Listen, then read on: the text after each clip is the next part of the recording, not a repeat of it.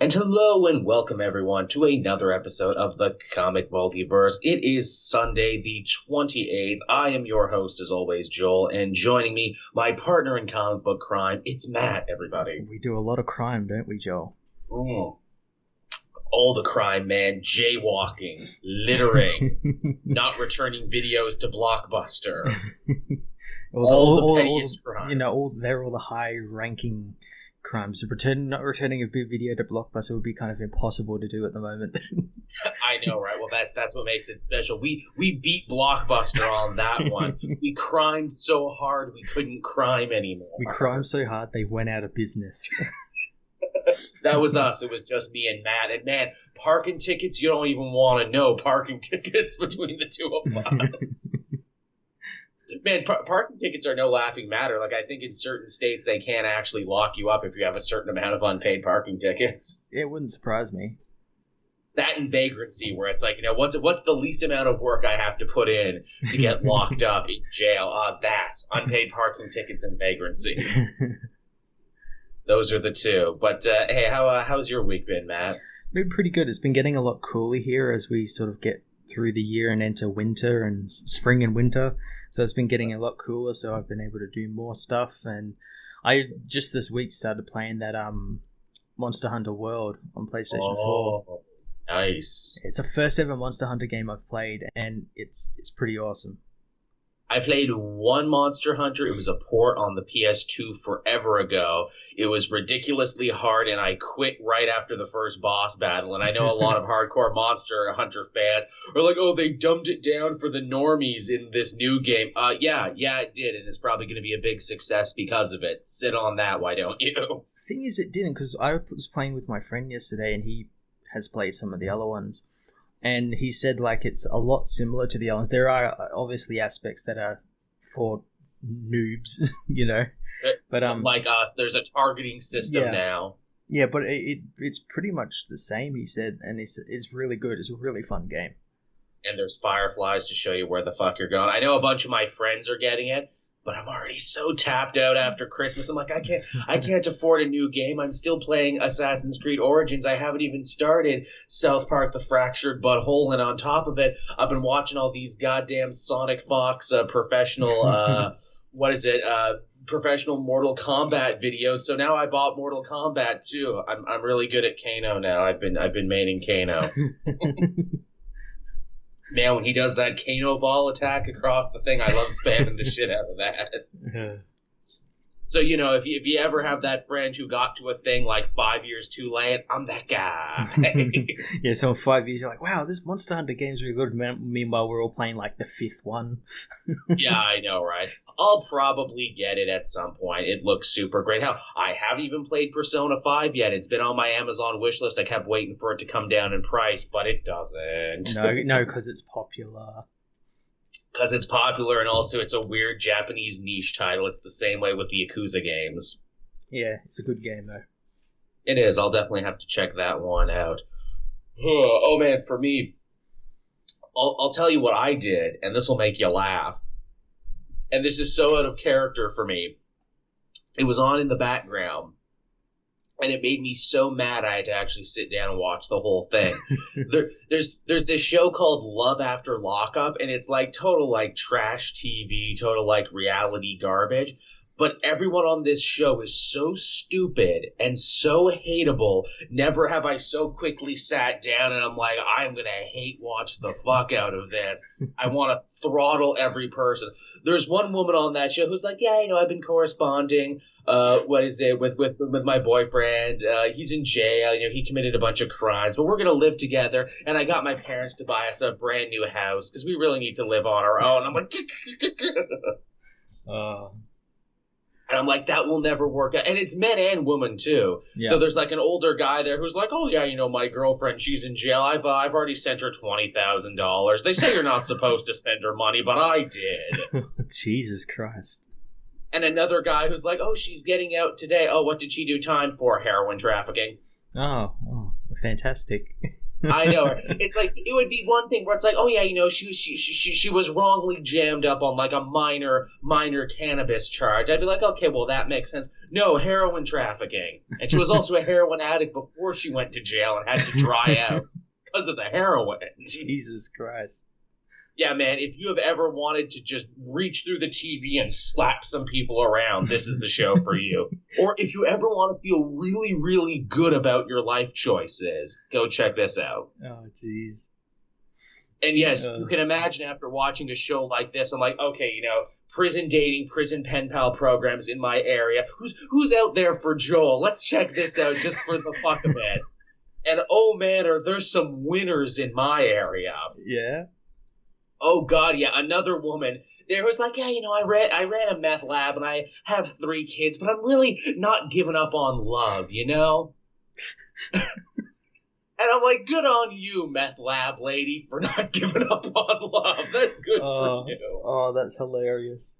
a couple of real bull women who were in for assault, and I'm like, ooh, when a woman goes down for assault, that lets you know some things. Hey, Mom, look who I brought home. It's Ice Pick. It's a name she picked up in prison, but she wanted to keep it. Oh my God, that's hilarious. Thanks, Ice Pick. Oh, there goes Joel and his friend Ice Pick again. They're going to make it after all. They're going to beat the odds, I tell you. So, if you guys out there, if you want to laugh, and hey, women too, I know we have some female listeners, check out these prison dating pen pal programs in your area and just feel awesome about yourself. Oh, that's great. And hey, on the subject of Mortal Kombat and killers, and I'm actually feeling really good about this segue, Derrick Mears, an actor who you'll probably remember as being the guy in the Jason costume for the bulk of the Friday the 13th movies, is playing serial killer criminal Dwarfstar in an upcoming episode of The Flash. They're getting a lot of big guys at the moment. They just had, what's his name, Goldberg on the last episode. Goldberg as Big Sir, which I actually thought, like, wow, that's really good casting, actually. And he's actually playing a character. Yeah, a character that has an arc. Yes, definitely. He's going to be sticking around for a bit. And apparently Dwarfstar, as we've discovered, is related to why Big Sir is in jail. And I get the feeling that this is like one of those frame-up things. Yeah, probably. They're they're both, Barry and him are in jail for sort of the same thing of being framed. For crimes they didn't commit, because Dwarfstar, if you'll remember, he's actually a Gail Simone invention for when she was writing the Atom. Basically, he's a serial killer and a rapist who found one of those like atom belts that lets him shrink down and get in anywhere and get out undetected. And yes, that's every bit as terrifying as you think. Yeah. Oh God, that is terrifying. Yeah, where it's, imagine if a serial killer just got a hold of some atom tech and it's like, oh, so I can be untraceable forever now? Wicked. And to get one of the greatest movie slashers of all time to play him, that's pretty sweet. That's pretty cool. Mears apparently has been making the rounds on superhero television because apparently he was also one of the Kree commanders on S.H.I.E.L.D. this season. Oh, really? Yeah, he was one of the guys under the makeup. I don't know if he got any lines or anything, but yeah, he was one of the big, intimidating Kree guys. Oh, okay, that's pretty cool. Yeah, good for him. I've always liked Mears. I've always respected a dude who got by and got famous mainly just on his physical acting method. Yeah. It's like he can talk. You can let him talk in things. I guess we can segue that into a thing that we talked about Flash this season. We've had, 2 episodes of Flash back now? Yes, yeah. They had the courtroom one and then the prison one. How you been thinking of it? Been pretty good. I didn't like how in the last episode how long it took them to give Ralph both his costume and superhero name. Like they dragged that one out a long way, especially when every other villain and hero got it within the episode they were in. Talk about some great stunt casting though, bringing back the woman henchman from the John Wesley ship Mark Hamill era of the Flash to be this new trickster's mom, and I'm like, that's pretty smart. That's pretty cool, and they even had the newspaper clippings of them in their original costumes and all. That's pretty cool. That was good. And that, like, the finale went pure camp where it's like, oh, we've taken over the airwaves. We're going to kill these people with acid unless the elongated man can stop us. And I'm like, wow, they are going for it in this season. I'm all about it. Now, did you ask this question? Because I asked this question in the last episode when Iris goes to visit Barry in jail and they have, like, their tender moment and everything there. I asked the question, who is paying Iris's bills right now? They clearly have an expensive apartment in the series, and she don't work, and no one else seems to work. I did think that, like when, earlier on in the episode where they were all sitting around in the Stars lab, and I'm like, why are you here, Iris? Like, do you not have a day job anymore? Does Stars pay these people? Like, I mean, who even owns Stars anymore? Like, there was what is it? The fake Harry who turned out to be the Reverse Flash. Then they kind of tried opening it as a museum for a bit. That went nowhere. Then that went nowhere, and that didn't work. Where are these guys getting their money? I know they said in another episode that Cisco was from money, that he had rich parents and he lived in a nice place. I'll just believe that they're paying his rent, but are they paying everybody's rent? At least Caitlin worked in a bar as Killer Frost, so she had a job. Yeah, and Barry was a CSI. So was Joe. Joe had a job too, but it's like, yeah, who are paying the bills in this place? Who are keeping the lights turned on? If they were smart, they'd say something like, oh, Oliver Queen owns the company and he's, like, fronting the money for everything, but that's too smart. They do that with Bruce Wayne and everything, where it's like, oh, well, the Wayne Foundation has deep pockets, so they'll just keep everyone on retainer. If they were smart, I would love to see them do an episode down the line where the power and utilities get shut off to Star Labs, and it's like, oh, shit, I guess we haven't been paying rent in, like, 6 seasons, and now they're going to kick us out. What do we do? Yeah, the mail's been going to, like, the mailbox that's outside that no one checks because no one knew it was there. It's like exploding. We have a mailbox! They have the repo trucks and everything, and they're taking away all the computers, and it's like, fuck, what do we do? Car wash, lemonade stand. What are we qualified to do? Joe's like, I don't know, I'll steal some drugs from the evidence locker and we can sell them. What about that?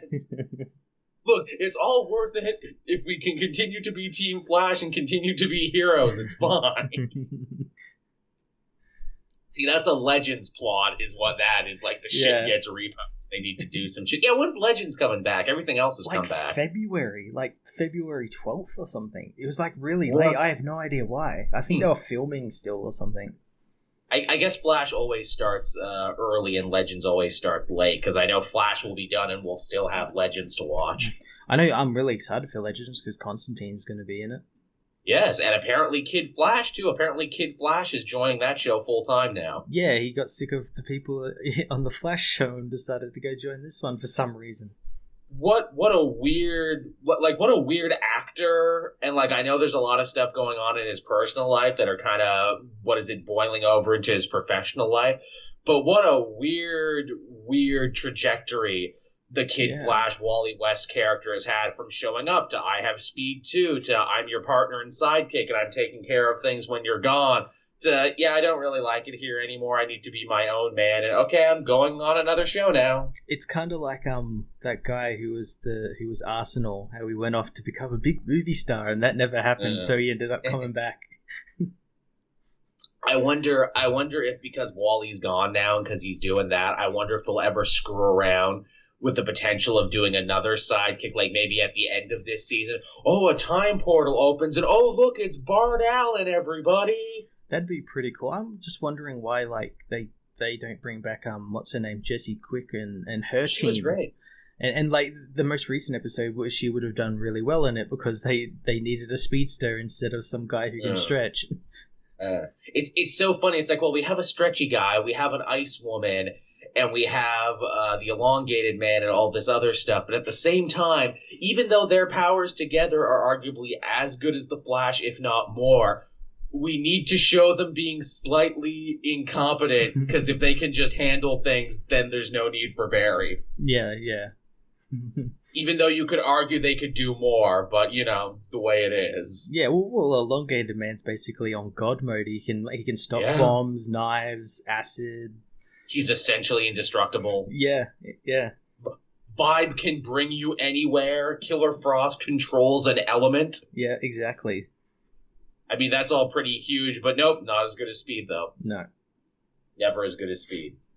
And from there, from the world of TV to the world of movie news, this week we got our first look at what Carol Danvers, Captain Marvel's costume is going to look like in the movie. And everyone freaked out because it was green, proving that people don't know their comic history. Yeah, proving people don't know their comic. As soon as I saw that, I'm like, oh, cool, they're doing like the old school Captain Marvel with like the Captain Kree colors, Yeah, Captain Marvel, where it's like, it's Kree battle armor. That's a good explanation, because it's like, oh, she didn't make a suit, she wasn't gifted a suit, she probably took a suit because she needed it, and then it's like, oh, of course it's green, and then when she gets back to Earth, because all the design stuff is basically the same, she'll change it and make it the Captain Marvel colors. Yeah, exactly, and we've already seen there's going to be Captain Marvel colors because they had concept art for it and everything. It's just not going to be green the whole movie, but yeah. Yeah, that's probably going to be your finale right there. She changes it to make it her own. Yeah, but of course everyone freaking out and saying how Marvel's fucking it up, and of course people like me and you would post pictures of a green Captain Marvel and they'd still freak out. And Not only is there precedent for this, it actually makes a lot of sense for Carol Danvers and Captain Marvel in general, because her costume has always changed and upgraded from being, Miss Marvel to being, like Binary and Warbird, and then eventually finishing up as Captain Marvel. She's gone through many costumes, and in fact, you can tell what decade you are in Marvel Comics most of the time by what costume she's wearing. Yeah, she's like the marker that Marvel have instigated into their sliding timescale. Yeah, she's probably had one of the best successions of costumes too, where it's like, oh, that was a cool look. That was a cool look too. Even now, the costume she has is a variation on one she had before. Remember, she had like the helmet and everything before. She's gone through quite a few looks. Yeah, definitely. But yeah, this is obviously just first costume, isn't it? And it's also because most of the movie takes place in like the 90s. It's a period piece. Before she comes into the present in Avengers or something. It's an origin story and a period piece, and I feel that went over a bunch of people's heads when they looked at it. Yeah. Furthermore, to the fact too, this isn't a picture they released. This is clearly something someone snapped when they weren't supposed to. No, this is just an open set. Yeah. And someone wasn't supposed to, because there's a great bit with the actress looking very displeased, like she saw the guy on his camera phone, and she was like, "Fucking really? You gonna do this? You gonna play Captain Marvel like this? Are you for fucking real? Seriously?" I think she could just see the headlines now of all these outraged people. She was staring fucking daggers at the dude, and for good reason. Now, hey, from that topic to something kind of funny and kind of silly. Doomsday Clock has been going on. We will, of course, be talking about that in the What We Read segment.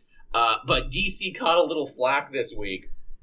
When the real-life Doomsday Clock was moved like 30 minutes to midnight, the DC Twitter handle was like, hey, just because the real Doomsday Clock has been moved up doesn't mean you can't enjoy Doomsday Clock issue number 3. Oh, I want to shake whoever's hand put that out. That's amazing. It's like you should shake their hand and you should also shake them, where it's like, dude, that's pretty funny. But on the other hand, don't joke about nuclear holocaust when it could actually really happen. It's like, this shit was fine to joke about like a couple years ago, but like now it feels like it might happen. Which would suck, because if we all died, we couldn't figure out how Doomsday Clock ended. We would all be up at the pearly gates. We would all be in frickin' Valhalla or Shambhala or wherever you fall on religiously. And we would see the spirit of Jeff Johns, and all us nerds would be like, no, but seriously though, Jeff, how was it going to end? Where were you going with this? And it sucks as well, because that series is moving like bi-monthly, so it's not going to finish until July 2019. Yeah, ruh-roh. Which, hey, you know what? I would complain, but that third issue was so good and so compelling. I'm like, you know what, Jeff Johns, take the time you need to make this one good. Don't fuck up. And apparently, this was more the artist than anything. This was the artist needed a break. Yeah. I would rather it come out a little late and then, have it come out and be shitty and rushed. Yeah. So I'm okay with that. Hey, speaking of DC... And this is funny, how like the worm is kind of turning for DC. Like for the last year and a half, it's been hard to have any stories to make fun of them. It's been hard to like say anything against them because they've been doing everything so right. But here's a story that stirred up a little bit of controversy on social media and a lot of excitement too. I know Matt and I are excited for this one, but Justice League to be coming out with a brand new weekly series in May called Justice League No Justice. Yes, much like how Marvel has made their Avengers weekly now, we're getting a weekly Justice League, which I'm okay with. Me too. Yeah, I get to read Avengers and Justice League now. Exactly, and hey, much like Marvel with the Avengers, the DC and Justice League is in a very similar place, and that is they have 2 books going on right now. But they're not really setting the world on fire, are they? They're not really the flagship AAA series they want to. And in DC's case, it's even more baffling because all their other stuff is hitting it. Even like second-string characters like Green Arrow are selling huge and are getting a ton of conversation around them. And yes, I love Green Arrow. He's my favorite hero. I can call him a second stringer. In my heart of hearts, I know it's true. But goddamn it, he's the best second stringer. He's at the front of the second stringer line. But yeah, like they kind of need this, and they basically said, for this event, Christopher Priest's Justice League and Steve Orlando's Justice League of America will be ending. We'll be heading into this, a new weekly series, and then when it's all said and done, we'll be getting a brand new Justice League book with a brand new team, whatever that may be. Yeah, that's pretty awesome. As you said, Justice League should have really been their flagship, but wasn't, and it's mainly because they decided to keep Brian Hitch on the book for some ungodly reason. I think if they had someone like Christopher Priest to begin with, then the book would be a flagship book. But yeah, only the last 3 or 4 issues have been good. And even then, as much as I like the Christopher Priest thing, it was never going to be the biggest event of the year. It's more kind of isn't this a fun, interesting thing he's doing with Justice League, taking them in a direction you've never really seen before. It's going to be a really good trade when they put it together is what it's going to be. It's going to be, hey, did you read Priest's Justice League? This was a fun one. Yeah, it's going to be a really fun read to read. And yeah, it was a smaller story sort of thing, but still big implications, though. Most definitely. What's cool about this is that we've seen some promo art and we've gotten some idea of what the story is going to be. Basically, Brainiac returns, so it's been a while since we've seen Brainiac challenge the entirety of the Justice League. And he's not just threatening Earth now, he's threatening multiple planets. And for this, the Justice League has essentially split up into 3 or 4 smaller teams. Well, he's not actually the threat. He's come to warn them of something. And so he's sort of now. Kinda, yeah. And he's like the herald of something that's coming, and he's helping the Justice League, which is why they've split into all these different teams, and why most of their armor looks very Brainiac-ish. Very spacey, and these are teams comprised of heroes and villains alike. The first one, as I like to call it, Justice League Cosmic, has Superman with Trunks on the outside. The JL Aliens. The JL, oh, that's good. JL Aliens, I like that. It's Superman with Trunks on the outside, so we're still running that. Starfire, who, by God, she should have been on a Justice League so long ago, right? Yeah, oh, yeah, she's Superman level, so I don't know why she's still on the Teen Titans. She's been the oldest Teen Titan forever, which, I mean, I guess the point is she has, the sweet disposition of a child, even as an adult woman, but still. Yeah. Martian Manhunter back from whatever hole he fell into. They've been teasing him a lot lately in, Justice League and, a bunch of other stuff.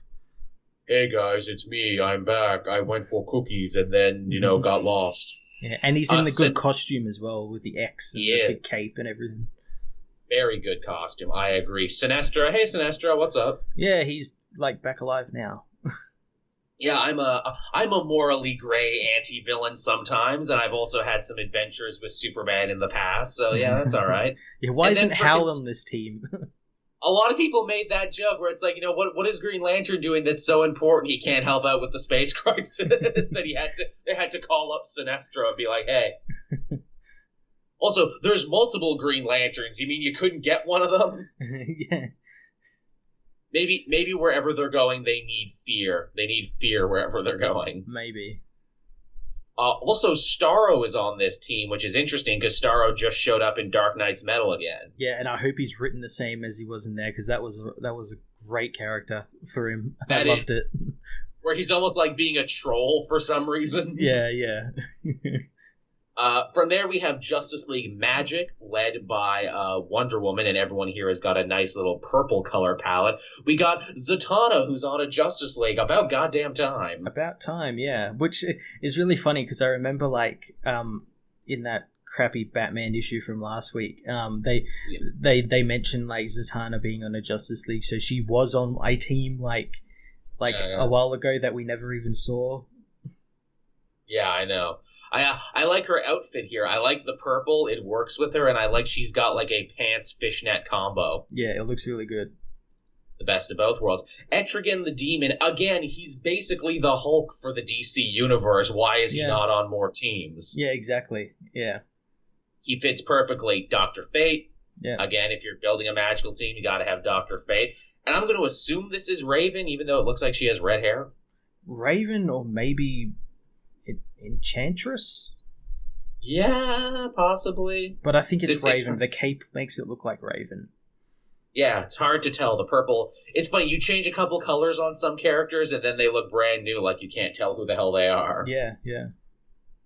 Batman leading up Justice League anti-hero, complete with Lobo, Lex Luthor, Deathstroke, and Beast Boy for some reason. Yeah, just Beast Boy. Beast Boy's like, wow, did I draw the wrong stick in this fight? Holy fuck, why am I on this team? Lobo has me interested because I wouldn't think he would be on it, because I know the only reason he's on the Justice League of America team is because of his promise to Batman. And once that book ends and the team disbands, I imagine he would want to just fuck off somewhere. Yeah, he probably promised him a bunch of money. Same with Deathstroke. This is also Team Pay Me and Team In It For Myself is what it is. It's Team Pay Me comprised of two billionaires. Two super rich guys where it's like, oh, pay you. We'll make that shit rain all day long. I also don't know why Lex is still wearing his like Superman costume, because he's not Superman anymore. No, unless he eventually decides, you know what, I was wrong, I want to be Superman again. Or maybe he turns the S into an L at some point. That would be fun. Also, I figure maybe Beast Boy is on this team too, because it's like, wow, you're a lot of serious, broody motherfuckers over here. You need someone for comedy relief. Go with them so they don't slit their wrists. Go join Team Serious and, make them laugh. And lastly, we have what I like to call Justice League Street Level, led by the Flash, Damian Wayne, who, it's funny, Damian is on Flash's team and not his dad's team. Yeah, I would have, switched him and Beast Boy. Yeah, wouldn't that kind of make more sense? Cyborg, which, man, this makes me laugh. Wow, Cyborg is a Justice Leaguer, and even he can't lead his own team. He has to piggyback off Flash's team. Hey, Barrett, can you and me co-team this one? It's a team as well that only has one metahuman on it. Yeah, I know, right? Harley Quinn, because Harley Quinn is in everything now. Yeah, she's popular. What the fuck is she going to do against a space threat? Well, she has a space hammer, see? It's not a regular mallet, it's a space mallet. It's got glowy things on it. Ooh. And then the Atom, who a lot of people didn't even know that was the Atom because he's orange. And I'm like, yeah, you're right. You change a couple colors on the Atom and there's no way to tell who he is. Yeah, that's the Atom. It's really funny as well because this is it's comprised of members of the JLA, but some members are missing. So whether did they just bugger off because they're sick of what Batman's doing in the team at the moment, or... I guess. I mean, Black Canary, you'd be pretty useful here. Hey, the Ray, you can fly in space. You'd be pretty helpful here. Ray hates Batman, so... Oh, does he? Well, I mean, that only makes sense. They're two very different people. Yeah. So, yeah, that's Justice League No Surrender. Got a great creative team behind it. Scott Snyder, James Tynion, Joshua Williams, and who did they say was doing art for this? It's someone Francis really good. Manapul. Oh, and Francis Manapul is doing the art, so it's going to be beautiful. Yeah, it's going to look amazing. And as well, what was I going to say? This book as well was teased months ago in one of the Metal books. And I think Batman lost. We actually saw some panels from it. of like Yes, yes, we Batman did. and Harley Quinn in space or something. Yeah. Which, again, because that was written by Scott Snyder, too, this was probably him, again, priming the pump, being like, oh, you think this shit is crazy? Y'all ain't seen nothing yet. I get to write Justice League now. Which is like, you never thought you'd be able to pry Scott Snyder away from Batman in these big events, but now he's like, nope, now Justice League. Now the whole world is my oyster. The one thing I hope, though, with Justice League is that it's not all Batman focused. Like, Batman is like the main central character. Yeah, which, I mean, that's basically all Snyder has done, but I think he can do more than that. I think this might be his challenge to be like, okay, can I tell a great story that's not Batman focused? Hopefully, yeah. I mean, like, Hawkman is kind of the co-main character of Metal at the moment, but still, yeah. Yeah, but even then, he's still, like, a secondary character to Batman. He is. He really is. Now, with that out of the way, we have some bleeding cool rumors here. So, again, take with massive pinches of salt, but I thought these would be interesting enough to talk about, especially because the last bit of rumors that leaked out of Marvel all basically seem to be coming true one way or another. Yep.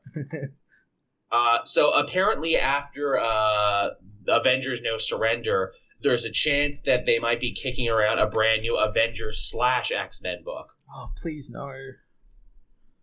Really, you don't want a Avengers X-Men book? Not a really. Versus. They didn't say. Oh, Versus, if it's not a Versus, then yeah, I could get on board with that. But yeah, I get the feeling that just doing that, they'll be like, oh well, let's have the teams fight for an arc.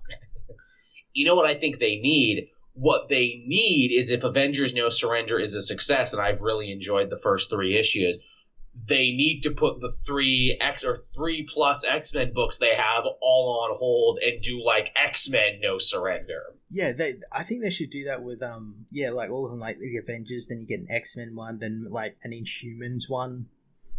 That'd be pretty cool. It's a great way to say, hey, look, we got the rights back. We got a fucking clean house right now. We got to put some shit in order that may have fallen out of order. So look, all the X-Men books are on hold. All you writers, we're locking you in a room. Put the shit in order. Do what we got to do. These are the points you need to hit. Yeah, it'd mean like all the old classical X-Men can come back. Because wasn't there like some rule where like any X-Men that were created when they were apart, like they couldn't be used by Fox or something, which is why we got all those like new mutants that no one gave a shit about. Yeah, there was that, and then there was also like you couldn't create in a certain way. Yeah. And then there was like the whole, the Terrigen myth, so like no new mutants were being born because all the mutants were made sterile now, basically because, we don't want to invent any new mutants to be born, because if we did, we wouldn't own the rights to them. Maybe do something like that. Maybe be like, oh, mutants are being born again. Yeah, and it's like the perfect time as well, because like the Terrigen mists have gone away. They can easily bring them back and say, well, these new pure Terrigen mists don't cause like mutant deaths or sterilization or anything. It's fine. They coexist. Yeah, do something like that. Be like, mutants are coming back, but they're like coming out wrong or something. Or it's like, the mutant rate has now skyrocketed, so now there's more mutants than we know what to do with. Yeah. And so the X-Men got to get involved and do something with that. I would like to see that. That would be cool. They're also saying that this might be one of 2 brand new Avengers books that we're going to be seeing at the end of No Surrender, and clearly that's where they're going with it. Okay, time to shuffle the teams again. Yeah, we're going to get a whole new like main Avengers team and then like a supporting team. Which, they could either go Avengers, Uncanny Avengers, like they do with X-Men. I would very much like to see them go completely old school and be Avengers and East Coast Avengers. Just go totally old school. Hey, better yet? Hawkeye can lead the East Coast Avengers the again. Great Lake Avengers. Oh, shit. Yeah, that's the other one, and Great Lakes. Just to totally fuck with you, the other one is the Great Lakes Avengers. And, make these 2 books a nice mixture of everybody. Yeah. I imagine if Hulk is coming back, they'd probably want the main Avengers book to be as close to the movies as possible. So you'll have returned Iron Man, returned Captain America, returned Hulk, returned Thor, and then fill out the ranks with whoever the fuck you want. Yeah, exactly. Yeah, we'll have like the big main 4 with Hulk, Thor, Iron Man, and Captain America, and then whoever else. Or they themselves could be a team. They really could be. Yeah, the 4-man band. And then again, you could have Vision, Scarlet Witch, Hawkeye on the East Coast, and then fill that team up with some people like Cannonball or like the new Iron Patriot, just because they're fun. Yeah, the new Iron Patriot, Tony Ho, is really cool. She's leader of AIM now. That's good shit. Like, please do something with that. Don't let that cool character stuff fall by the wayside. Like USA Avengers, I don't think a lot of people gave that book a chance, but it was actually doing some cool shit. Yeah, the Red Hulk on that team. Get him back. The Red Hulk. Wait, there you go. Then you have Red Hulk and Tony Ho join East Coast Avengers, so they have a Hulk and they have an Iron Man stand-in. There you go. Yeah, exactly. So it doesn't matter what book you read, you will get an Iron person and you will get a Hulk person. Mm-hmm. That's how I would do it. Another thing they're talking about, Defenders might be getting, I think it's a foregone conclusion at this point, will basically be getting rebooted almost as soon as the Bendis one ends. I hate DC, Marvel are like the biggest ones that do this. They did that with that, what was that book, that Rocket Raccoon book, how like that got to like 4 issues and then they're like, oh, we're going back to number 1. They always do this. They did it with Star-Lord too. Yeah. At least here I can understand why they're doing it. It's like, well, Bendis is done. He's gone now, so. Well, instead of doing that, they should just do like, okay, Bendis's was volume 1, and then instead of like doing them in like arcs, just do like volume 2. And just new writer and new. Sense. So each book, each time you reboot, it's like an anthology, where it's like one story, then another story, then another story. But no, can't do that. That would be fine, but I guess they want to be like, no, start reading here, and we promise we'll actually have a writer who sticks around. Yeah, well, they say that. Truth be told, I totally dropped off reading Defenders when I knew Bendis was going, because I'm like, well, all right, this is probably going to have an unsatisfying conclusion, because all his other books have had unsatisfying conclusions. You can tell the week he found out he was going to DC, because it's like, well, time to half-ass. Oh yeah, and the biggest one you can tell is like Invincible Iron Man, from the issue after that first issue of The Search for Tony Stark. Mm-hmm. That's like when he knew, and it's just spinning its wheels. When the writing was on the wall, which that's even funnier because it's like Marvel had a story where it's like, no, he's coming back as of $5.99. You don't have to wait till 600 to see him come back. And I'm like, wow. So he didn't even make it to 600 before he's like, I'm done. Getting the fuck out of Dodge. 600 is nothing compared to him writing for Action Comics 1000. Yeah, that's going to be something. That's definitely going to be something. Hey, I want to like the Defenders. I like my street level characters. I have posed several writers I think could be perfect for the Defenders. Matthew Rosenberg, who is writing a hell of a Punisher book right now. Charles Soule, who is writing Daredevil anyway, so why not give him this book to be a solid continuation and sister book? Exactly. Either or even both those writers taking double duties. That's shown to work on the Avengers book. Oh, yeah. David F. Walker, who wrote the criminally underrated Power Man and Iron Fist and wrote the criminally underrated Luke Cage book. Give the man something big. He's an excellent writer, but he keeps being forced to write these niche characters. Give the guy that's writing Black Bolt, Saladin Ahmed, he's done space. Let him do street crime now. Let him do street, exactly. Oh, actually, we'll be talking about him in a minute, too. Speaking of Saladin Ahmed, wonderful segue there, Matt.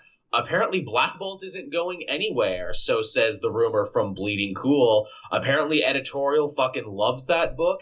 It cleaned up during awards season. It was on everyone's best of the year, and apparently they love the idea of having a Inhuman book that sells in the tens of thousands. Yeah, it's doing very well, and I'm glad it is, because it's a damn good book. Every issue is amazing.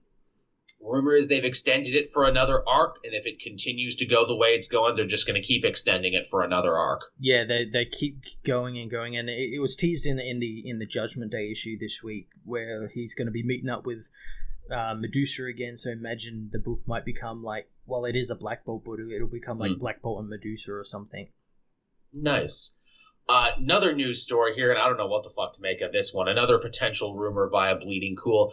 Apparently expect Cable to get the next big Venom-sized push where he'll show up in everything and crossovers for everything. Kind of makes sense. It does make sense, but at the same time, I'm like, Venom's push has really sucked so far. They really haven't been very good. So you mean I have to suffer through that and Cable? Yeah.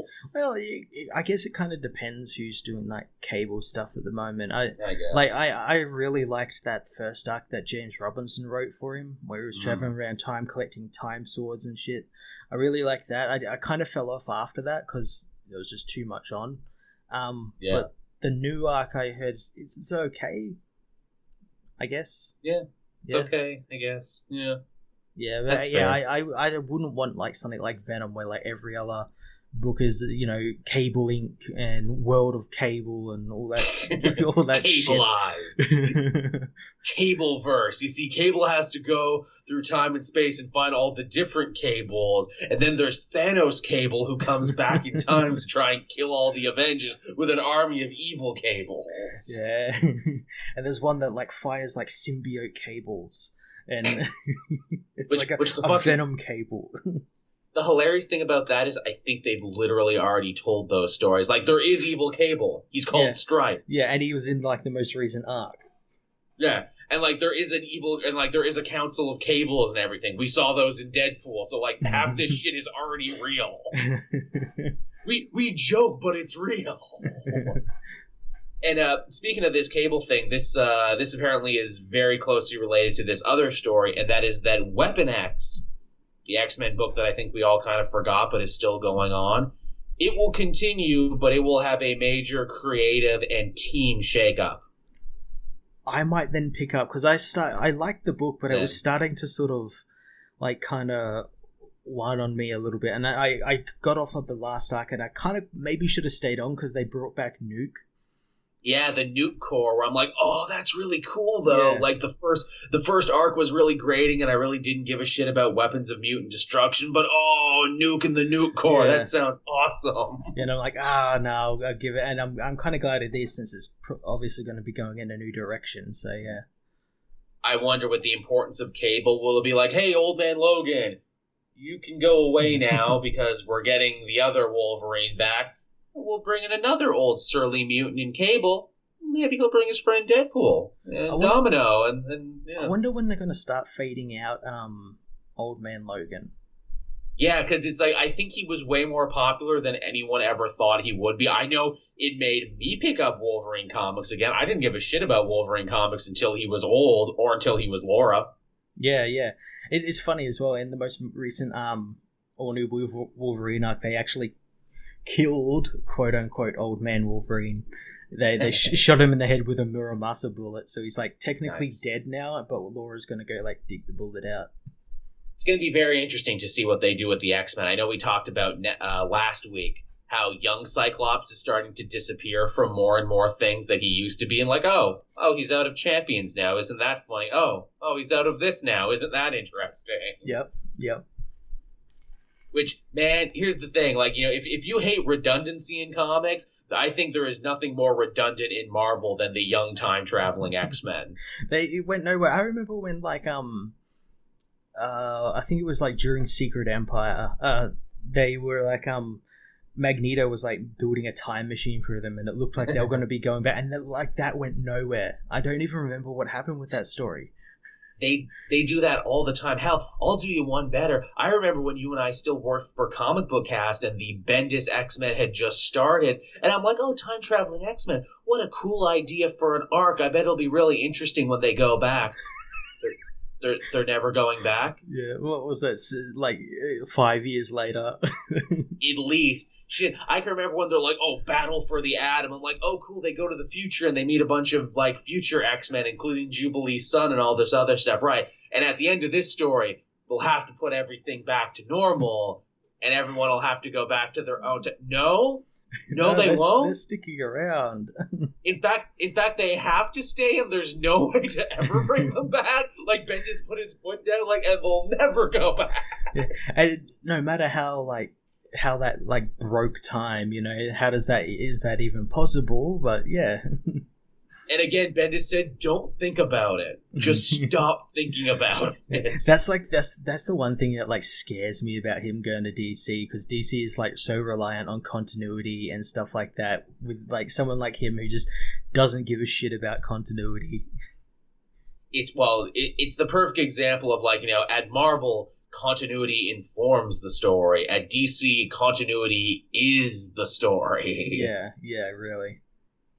So yes, it will be very interesting to see how he plays in the toy box. Either they will give him his own corner to be like, okay, Brian, you can work here and do whatever you want, and it's fine, but we'll have to start, running. But if you try to run roughshod over us, we'll let you know. Because what's the joke our buddy Sal always says there, where it's like, the thing about Brian Bendis' Marvel work is, like, he's read 4 comics in his life, and you can tell because it's the 4 comics he endlessly references in everything he writes. Yo, man, remember when Iron Man went back in time and met King Arthur and shit, and Doctor Doom was there? Wasn't that awesome? Yes, Brian, you bring it up in all of your work. You constantly reference it. It's weird. It'd be like if I wrote something. It's like, yo, remember that stuff that happened in Judd Winnick's Green Arrow? Yeah, Joel, you seem to be the only one who cares. Yo, but it's fucking dope, though. Remember Gail Simone's Secret Six? Yeah, but you seem to remember better than anyone. That would be me. So, yeah, everyone, that's basically the news for this week. Yeah. We're about 50 minutes in here. Tell you what, co-host Matt, I will let you decide our next course of action. Either we can talk about the books we read this week, or we can give our thoughts on Gotham by Gaslight, the brand new DC animated film. How many books did you read this week? I will count out and tell you how many books I read this week. I think I read a few, but I could be wrong. I could have the dimension. I could be remembering wrong. I read 1, 2, 3, 4, 5, 6. I read 7. Okay, yeah, so read like just a couple of books. So maybe talk about books since there was some really big ones. And if we have enough time, I guess talk about... Okay, if we run out of time, we'll talk about Gaslight. Yeah. Neither of us thought it was great, but we'll talk about it more in depth. I guess we'll start with the biggest one of this week, and that was, of course, Doomsday Clock number 3. Doomsday Clock. I'm holding up my issue right now, which is a really nice physical issue. It really is. Mine's on the table over there. Mine's on the kitchen table. But yes, it is really nice. Is it just me, or are they like making it out of like nicer material now than they used to? The front covers are they're like a premium, like rigid sort of cardboardy sort of thing. They're not like your normal, because I compared it to like my recent metal issue, and the metal issue is kind of similar because it's got that thing, but it's different. It's definitely different. Like, they're taking it so seriously. They're printing it on better paper. It feels like. Yeah. Which is good for them. I'll let you take point on this, Matt. What did you think? Oh, another really great issue. Another amazing issue. Another issue that goes places I was not expecting it to go. For one, obviously, hey, massive spoilers if you haven't read it already, but shit, you had all week to do it. The comedian is back from the dead, and I remember a lot of people were freaking out like last month when the book came out. They're like, oh, how can the comedian be back from the dead? That makes no sense. That's insane. Only for us to find out, oh, he brought him back from the dead the same way he brought Tim Drake and Jor-El back from the dead. He just stole them from moments in history when they were supposed to die. He stole them from moments, but this one is technically a copy since his dead body was still in the Watchmen universe, and the button was still in there. His body was, because they obviously got his body and it was all that sort of stuff in the book. But yeah, he's technically alive and living in the DC universe. We don't know when though. We don't know or for how long. We really don't. We know he was in Metropolis though. Yeah, either he just showed up that moment or he's been living there for a while. Yeah, so I'm interested to see if we're going to get like some backstory on him, because I think I'd have to go back and have a look in Watchmen, but it looks like he's got like some extra scars, like on his face and everything. Huh. Has he been having a whole side adventure we didn't know about? Yeah, like been like a secret killer or something.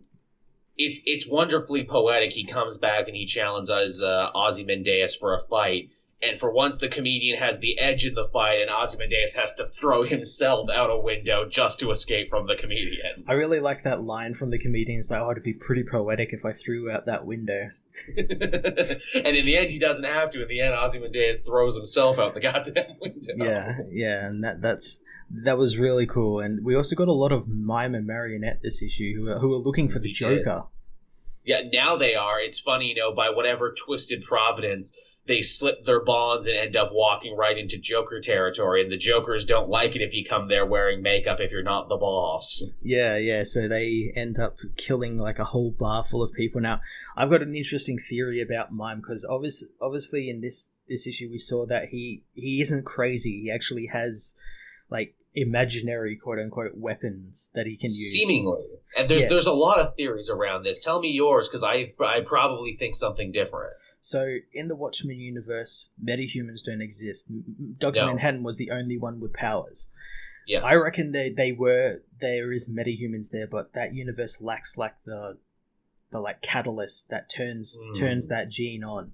When they came over into the DC universe, that gene flipped in Mime, who became a metahuman, and his power was invisible weaponry, or like some type of power weaponry or something. Yeah, exactly. See, that's what I thought too, and I'm like, oh, in his world he wasn't a metahuman because that world was closer to reality, but here he can actually do all the shit he pretended to do there, because obviously he tried to get his quote-unquote invisible guns with Rorschach's help, but they played that whole bit for a laugh. That was a theory I've heard some people say too. Wait, was he always a metahuman?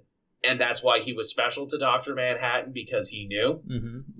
Yeah. Well, again, like he probably knew he was metahuman. That's why they wanted to take him over into this universe. Maybe Ozymandias found out about that and was like, oh, well, we'll take him and see what happens. We'll experiment with these people. They're nothing to us. So, some pretty interesting shit. And that bar fight too, very similar to bar fights we saw in Watchmen, wasn't it? Very, very violent, very visceral. Definitely. We know, obviously, Mime might have something special with him, but I don't think Marionette does, because she just uses like a piano wire. But maybe the baby does. Yes, maybe. Maybe the baby is a metahuman as well. That would be crazy. It's great, too, that, like, oh, we want to go meet the Joker, especially because it's like, okay, what Joker are we going to meet now?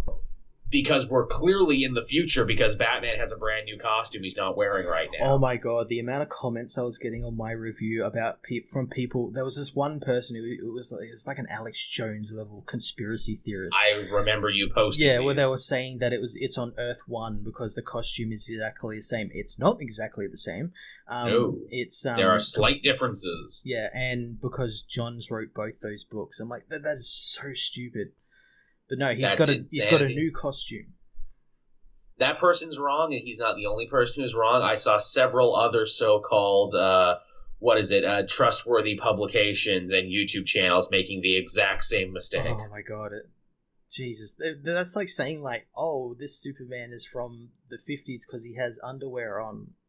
Like, it doesn't make it, oh, this Superman's S looks different, so he's from that universe and not this one, and so stupid.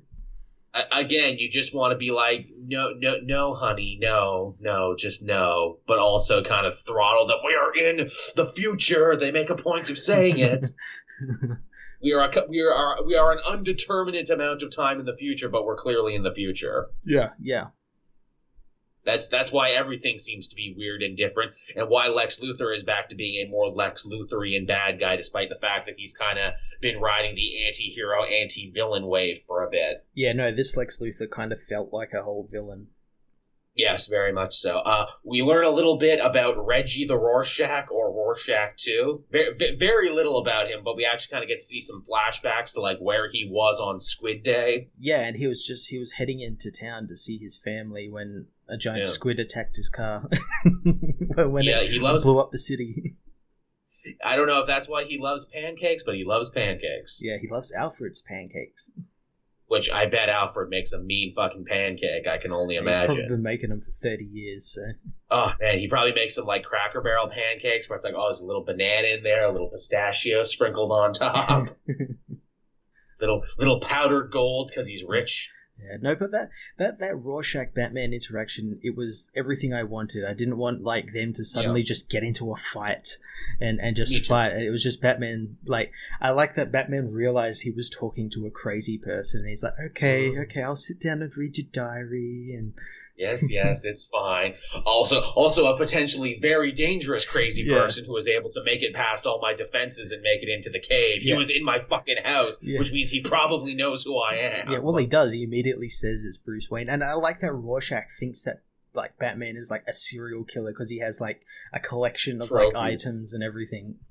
It's true. I mean, from outside eyes, like, again, Rorschach coming from a place that is closer to reality than the DC universe, it's like, wow, a crazy person must live here. Only for Batman to be like, no, I've read this journal. You are the crazy person. I am taking you to my personal cell at Arkham, which I love that Batman just has a cell at Arkham where he can drop people off whenever. Yeah. Fuck, the justice system. Batman can just drop people off and just lock them up. Just use Arkham as his own personal prison. Kind of makes sense, too, when you break it down, because you figure how much money has Bruce Wayne and the Wayne Foundation given to Arkham over the years. He probably just has a key. He can just open the front door whenever he wants. That's true, but I kind of think that other heroes would have problems with that. Like, I can imagine Superman having words with him about that. And Batman's just like, look, man, if you want to deal with these crazy people, you're more than welcome to. Take them to your fortress in the Arctic. Let them run around there if you want. Yeah, the Phantom Zone might be a bit better for them. They get yard time. That's the card Batman can play on Superman. Well, sorry, last son of Krypton, we don't all have another dimension we can throw our villains we don't know how to deal with. Touche, Batman, touche. But Batman, you went to the microverse. You know how to get to the microverse. Send them there. Hell, send them to the stupid universe from Tom King where you have to fight demons every day, unending, for an undetermined amount of time, and time moves different. But don't ask any important questions. Should have sent Rorschach there. Forever let that universe be known, because again, Tom King didn't name it. It shall forever be known as the stupid universe. Send them there. This issue of Doomsday Clock 2 also, we got to see Johnny Thunder come back of the JSA. He's been making the rounds. He's been hanging out since DC Rebirth. Yeah, they remembered about him, and he's been sort of... Jeff Johns remembered about him, but, like, his family didn't. He's just waiting there in the old folks' home. And he seems to, like, sort of disappear at the end. That's a bit of meta... Yes, he does. There's definitely a theme coming together now about the lines between fiction and nonfiction and reality and non-reality, because they juxtapose Johnny Thunder looking out the window to a Nathaniel Dusk detective movie, who, of course, Dusk was a character who actually existed in DC Comics in, like, the 80s, but then he got crisised out of existence, much like Johnny's friends got crisised out of existence, only he can remember and no one else can remember. They all just think he's a demented old man. But no, he was on the JSA. That was real. Yeah, and that whole story, while it's also... Or at least he thinks it was real. Yeah. That story, while it's acting as the sort of Black Freighter of this series, like how the Black Freighter was to the Watchmen, and it's like interludes, it also seems to... There might be implications where that story might actually go somewhere with, like, the death of, like, that actor. Like, that might have a play in something. Yes, definitely. Because much like the original Watchmen, the back of the book is filled with, like, fake articles and everything. This was probably my favorite fake article, because it was like an old, like, 50s National Enquirer, and it was written like, the news of the day, this starlet and this stunning star together. Oh, but when murder happened. Yeah, and it mentions stuff like Sergeant Rock and all those sort of things, which was like another thing they continued along with that whole Superman theory, and how people like Metamorpho and Man-Bat and someone else, I can't remember who else. Mud Woman or something. Oh yes. Clay Woman or whatever her name is. They're all part of like some government conspiracy or something. Yeah. Which, again, it's like, is that real, or are we going to find out what's going on with that? Yeah, is that, like, Manhattan moving shit around? Like, what's going on? Yeah. Because it's like, that wasn't the case before. Like, we know what made Metamorpho and Man-Bat, or at least we thought we did. Yeah. Yeah, you're right. Is this Manhattan fucking stuff around, or is this, like, Lex Luthor putting out false information into the world? Is this, like, his Alex Jones chemtrail thing he's starting? Maybe this is, like, the fallout from some event that's going to be happening. Don't know. That's true. That's true, because we're in the future. But yeah, Doomsday Clock number 3, a lot of stuff to chew on. Yeah, really cool issue. Very cool issue. It's sad we're going to have to wait so much longer for the next one, but I'll be excited for it when it does come out. I think the next one is coming out next month. I think they're all monthly until number 5, and then from number 6 it's bi-monthly.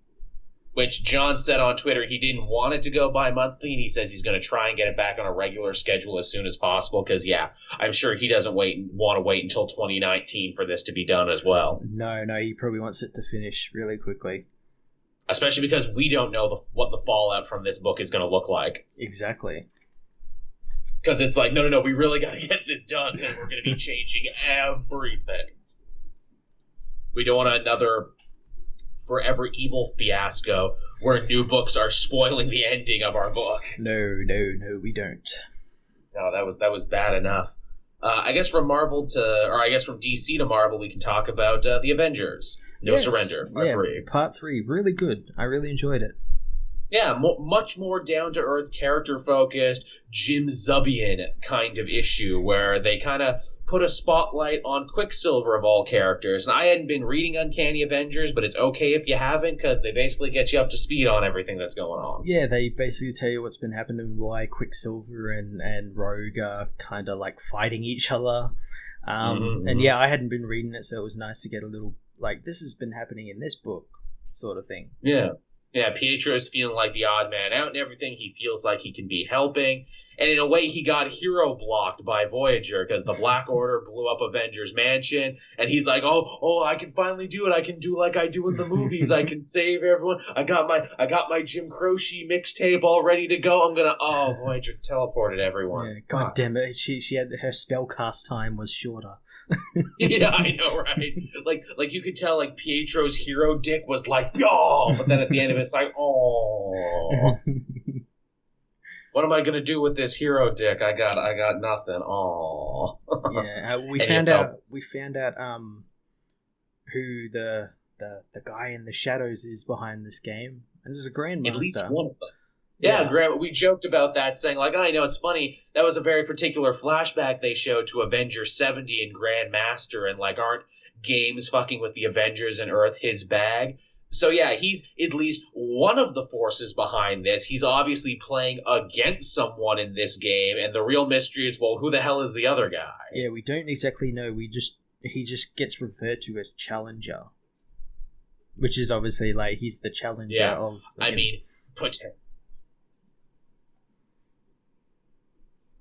Yeah. I mean, you know, like, the theories abound. Like, I mean, if the Black Order is involved, could that potentially mean that Thanos is involved in this in some way? Or do they not want to, like, you know, play the Thanos card too early, so close to infinity? Because obviously with Infinity Stones, it seems like he would be the villain for that, too. Well, maybe he might. Maybe we won't actually, like, maybe we won't actually get to see the Challenger until near the end of the series. And then it's revealed, like, in the last issue that it's Thanos. And it leads into Infinity. And that's what sets up. Yeah. That's a good one. I know a lot of people, because Mark Waid is involved and because Kang was in that flashback, it's like, oh god, is it going to be Kang? Mark Waid is a giant boner for Kang. Yeah. Well, Kang did get hinted at. He's got, like, Adam Warlock. So, yeah, maybe. That's true. There's places they could go with it, that's for sure. All I know is I'm still very much invested in this story and where it's going, and I just thought it was really cool. It was a really cool issue. Yeah, most definitely. And hey, we will get to know where it goes, because the next issue comes out this Wednesday. Yeah, exactly. It's great having a weekly comic. It is. It's great to have a weekly comic when it's quality. I know there was a couple of weekly series there, Future's End, and even, like, during the middle of Batman Eternal, where it's like, okay, this is just work. Yeah, it's been really fun read, and I've enjoyed each issue, and it's coupled because of the good writing from the 3 writers, as well as really good art. Very good art. What's this? Pepe Lanza? Who's doing the art for this one again? I can't remember his name exactly, but it's a really nice art. Yeah, but Pepe something. Like, he's doing such a good job. It's like, dude, can you draw all the Avengers now? Can you please draw whatever Avengers book spins out of this, please? Because you make them look good. I especially like the bit of the new Metal Master takes control of Jane's hammer, and it's like a whole big deal. Like, oh damn, he took the hammer. Yeah, I like that. And as well, we kind of got like some rules of the game sort of explained to us, and that was any Avenger that is frozen can be unfrozen, but another Avenger has to take their place. That's at least what I took from it. Right, that was the thing where like Quicksilver got too close to the game, and because of that, like he was one man too many, and he got frozen. Yeah. There's a lot of ways to read that. Yeah, he was in the game, and they unfroze Vision, and because of that, Quicksilver got frozen. Yeah, it's really weird. Yeah, it'll be interesting moving forward what that means. I'm very interested in what that means, because if that's the case, they'll be playing some cool chess where it's like, okay, who gets frozen, who comes out? Yeah, they'll be like moving their pieces. Okay, we'll unfreeze it to get like the Hulk or Captain America or something. It's like an actual chess game, isn't it? It's like, okay, what pieces do you sacrifice to get some other pieces into the game? Yeah, exactly. All right, then. So I'll let you take the next one then, Matt. What did you read? I read Action Comics issue 996. Yes, as I did. Did you also feel like this issue is spinning its wheels until it gets to 1,000? Because I sure feel like it's spinning its wheels until it gets to 1,000. I did a little bit, but this book, it's helpful that if you read like some of the other books this week, because it kind of ties into some other books this week. That's what I heard. Like Green Lantern, it tied in very much too. Yeah, it kind of like sort of setting up this story for like this new Krypton, and I kind of liked it that it was like setting up all this stuff. Like we got to see like in the future what was happening with Zod, and like because that was like a plot line from like Avengers Action Comics 985 or something. So it's a while back. Yeah, it was like the Superman Revenge Squad and everything. Yeah. Zod just took his family and fucking bounced. Yeah, we never knew what happened to them, and now we kind of know what's happening. They set up a new Krypton, and it's like a slave empire. And which is never good. No, it's just never good, and there's like alluding to like a Krypton-Earth war, which sounds really awesome, and I hope is a really big event. Yeah, there was a nice touch where Superman's like, oh, I gotta save all these aliens that they enslaved, and Booster Gold's like, don't risk our cover, man. Now that you know this is going on, go back in time when we get back to the present and actually change it before it happens. Yeah, before it gets worse. Yeah, before it gets bad. The B plot actually took more of a center stage this issue, with Lois going to this like nation to try and save her father from execution. That was cool. Yeah, that was cool. I like that Lois is actually getting something to do and actually proving that she's a bit more than just a journalist. She's pretty tough and everything. I really like those type of issues that go into that. Yeah, there's been a lot of them in the current Superman, which I appreciate. There's even a bit where it's like, oh, is John gonna have to swoop on in and save his mom? Nope, she had it. She had it under control. Yeah, she can deal with it. Yeah, beyond that, there's not really much more to say about it. It's just kind of like, oh, yeah, that's the thing. Yeah, this was the middle issue in this arc. And it really was that middle issue. And I thought the one before felt like a middle issue too, where it's like, hey, let's take time out to talk about Booster Gold's life for a minute. That was Dan Jurgens being like, okay, I've got Booster Gold back. Let's do a Booster Gold centric issue. Let's do a focus, most definitely. Now, did you laugh the way I laughed too? Where it's like, oh, Superman, he got hit by lasers. Who could it possibly be? Oh, it's Lord Zod, General Zod's son. And I'm like, yeah, he's on the cover beating up Superman.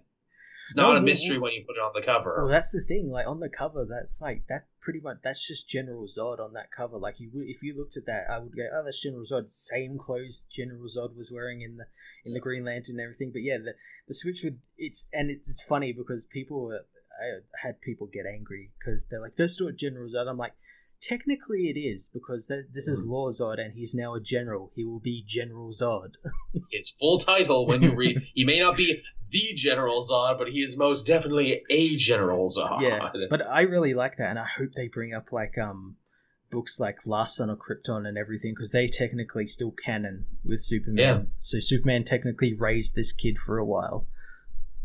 That'll be really interesting to see if they do that. Yeah. I guess, from action to detective, I read that one this week. Continuing the sad saga of Clayface. Oh, God. I've really been loving Clayface's character. And so James Tynion is working magic with this character. Sad, inevitable magic.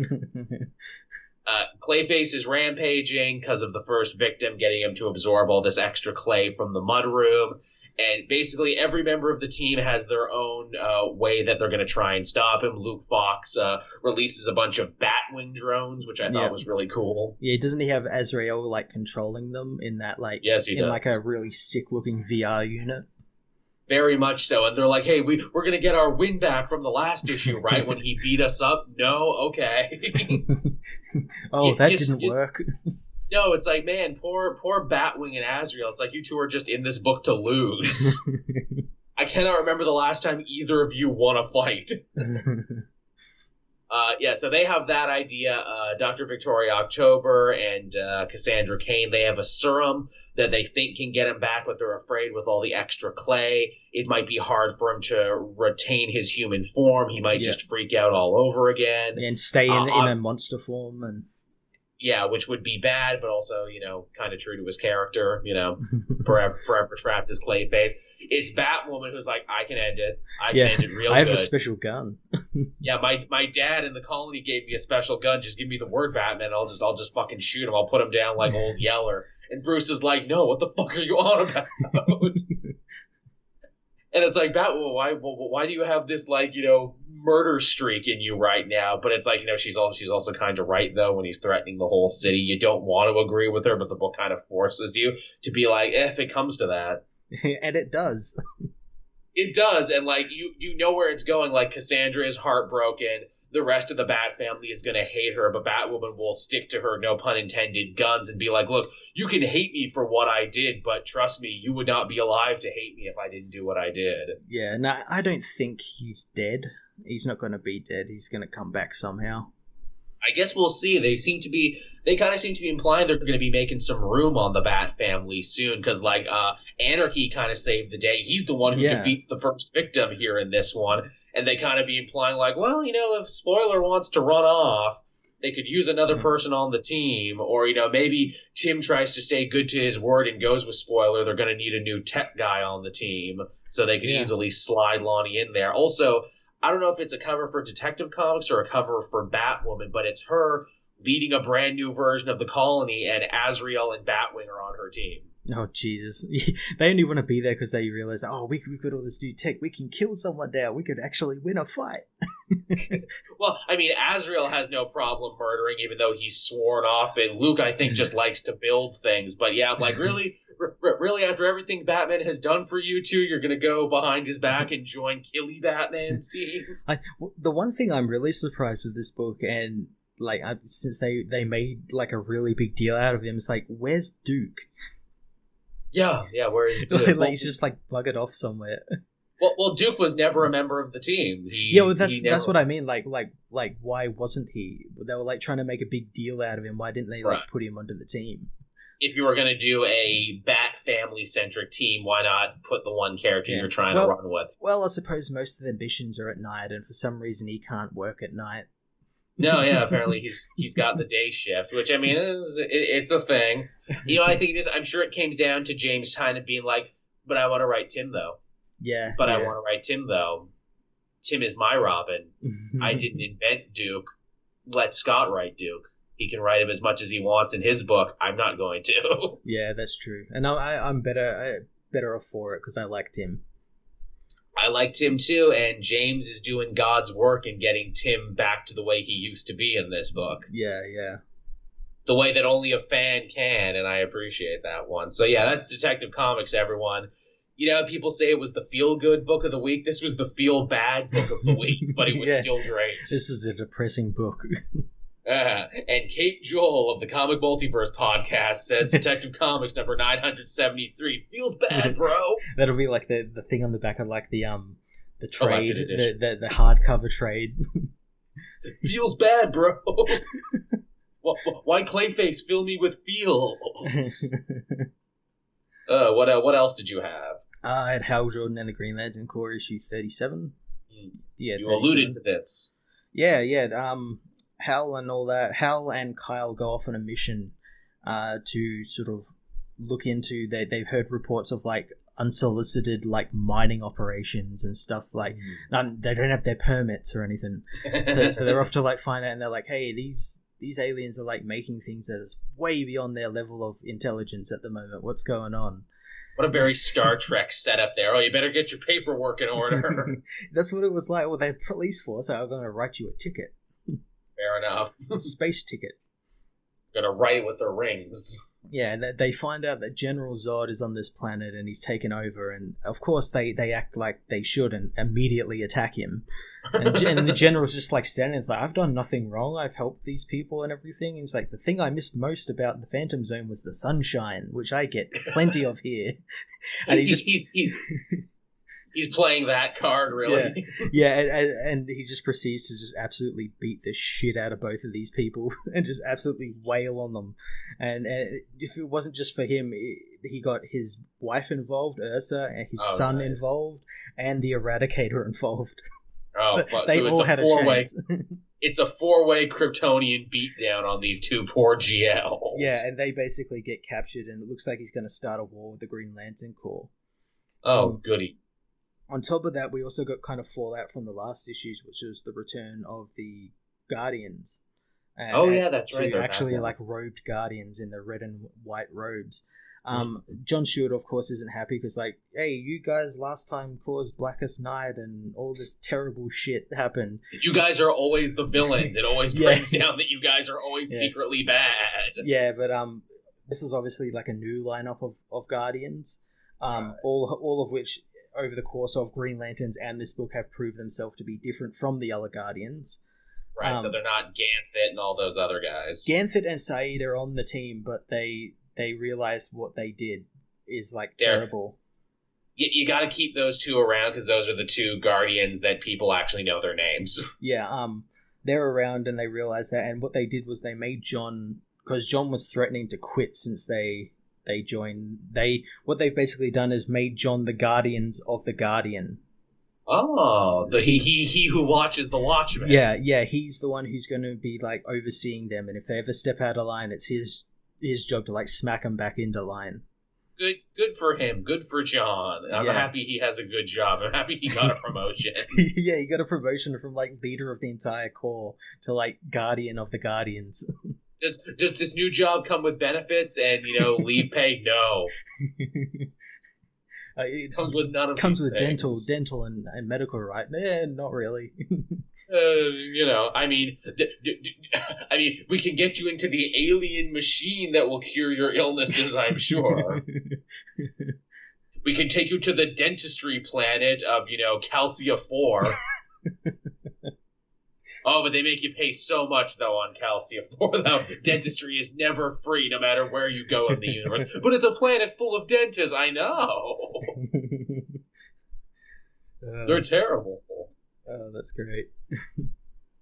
That does sound cool. You always tell me this great stuff about Green Lantern. I'm like, that sounds awesome. I'll probably never catch up to get to that point if I read for the next 4 years. Well, like, now's like the best time because it's kind of like the reset. The Guardians are back. It's kind of getting back to like a normal sort of book where like they're just dealing with like space pirates and stuff like that. Yeah, bringing it back to the basics. Yeah. That's good. That's always fun. What else did I have? Oh, did you read this one? Marvel 2-in-1, issue number 2 was this week. I did. Man, Chip Zdarsky has a way with the Thing, doesn't he? Oh, he writes these characters so well.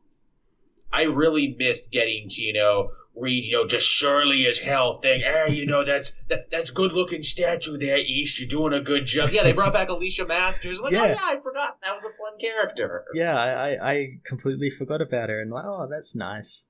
She's blind and a sculptor, and she's technically dated both Johnny Storm and the Thing. Yeah, which is why she was perfect for that conversation. Most definitely. They even mentioned the fact, hey, remember when I was replaced by a Skrull for a little bit? Yes, I do remember that. Yeah, Chip Zdarsky knows his history. Indeed. They go back to Monster Island, and we actually get to see, like, the fallout from, like, Monsters Unleashed there. The Mole Man is fighting all these new monsters for control of the island. See, I knew there was something going on there. I'm like, I've missed something. That was good stuff. I've missed something, because I didn't read Monsters Unleashed.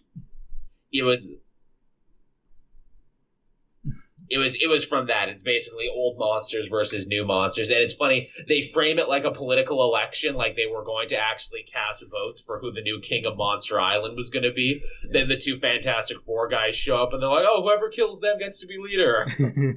Yeah, and then Victor it's shows simple up. As that.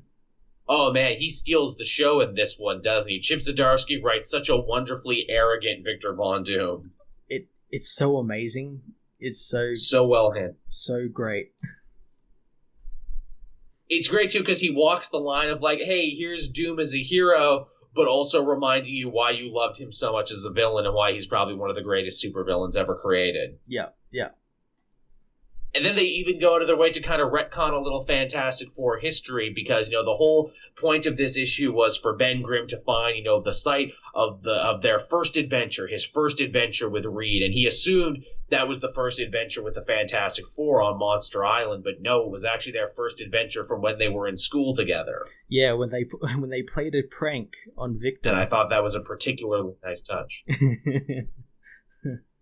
A wonderfully harmless prank, totally the sort of prank that stick up his ass Reed Richards would come up with. Hey, yeah. let's change his trophy plate so it doesn't say Victor Von Doom, it'll say Victor Von Doom. Yeah, it's like they say in the book. And he laughed and laughed. Like they said in the book, it was like Reed thought it was so juvenile, but like it was the one thing that made them like it reminded them during like the crazy times when fighting Victor Von Doom, like how funny it was and everything, and gave them a laugh.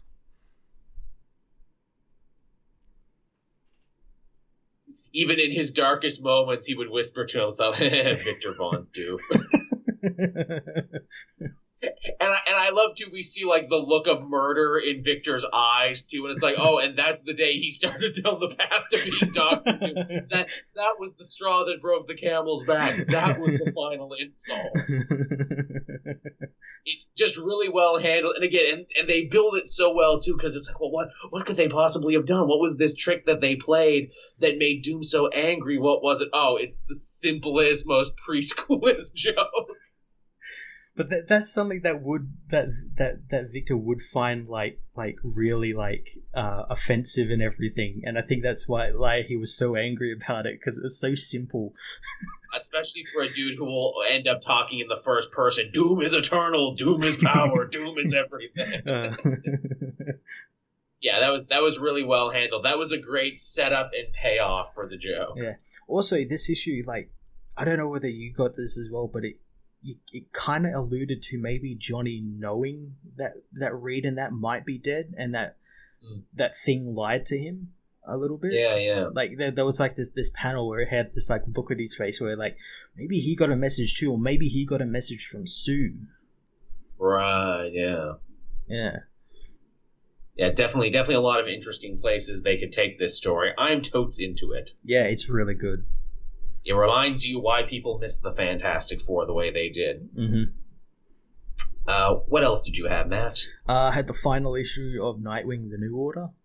I had this one as well. In fact, I just finished it before we started. It was a really good issue, except it was a little quick.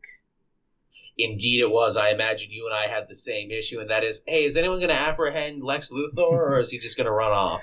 Yeah, and not just that, just like halfway through the issue, it just started sort of like speeding up, like, okay, we get the bomb now, we got to lift it up and it explode, and then we cut to like 20 years into the future, and it's all finished now, it's a happy ending. I'm glad it was a happy ending, because a lot of these books sort of end at like a dour point. Like a dour. I'm glad it was a happy ending, but yeah, it felt like a lot quicker near the ending.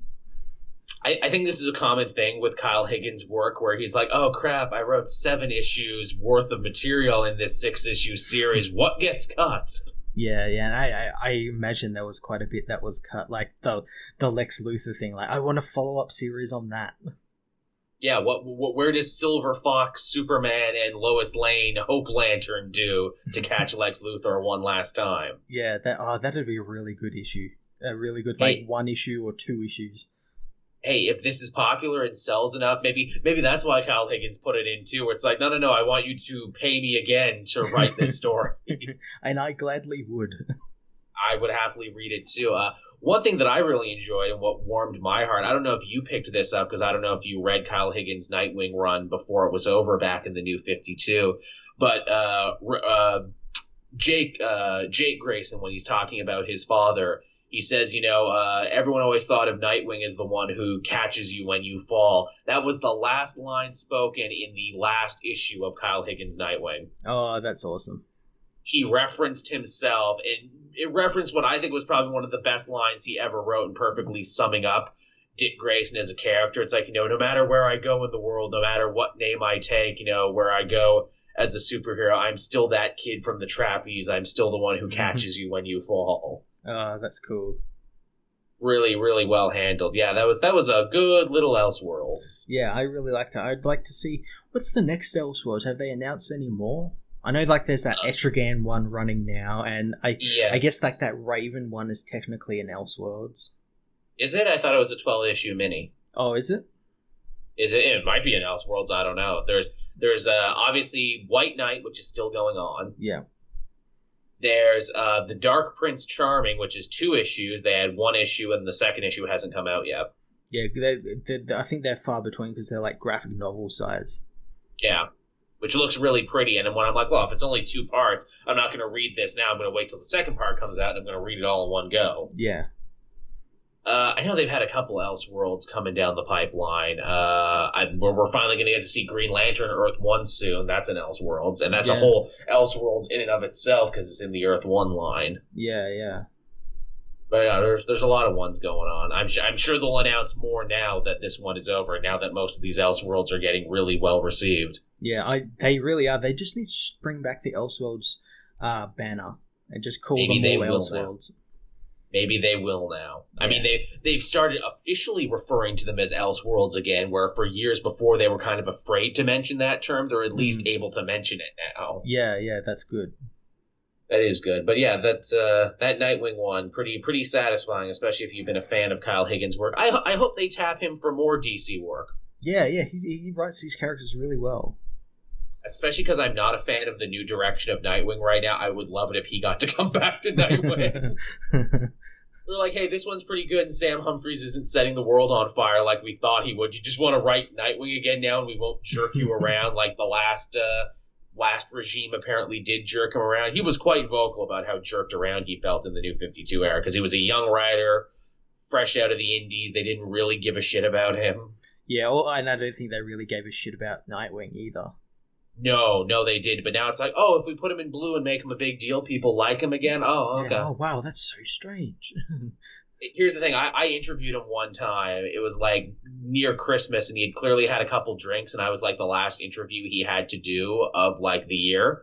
And I could tell he let on some stuff he wasn't supposed to. But basically, he's like, hey, you want to hear my pitch for the Nightwing story they wouldn't let me do? And he gave me this amazing pitch that, spanned history and spanned all this other stuff. And it was going to, involve Chicago, which is the city that he was born and lived in, everything. I'm like, that sounds amazing. They wouldn't let you tell that story? Why?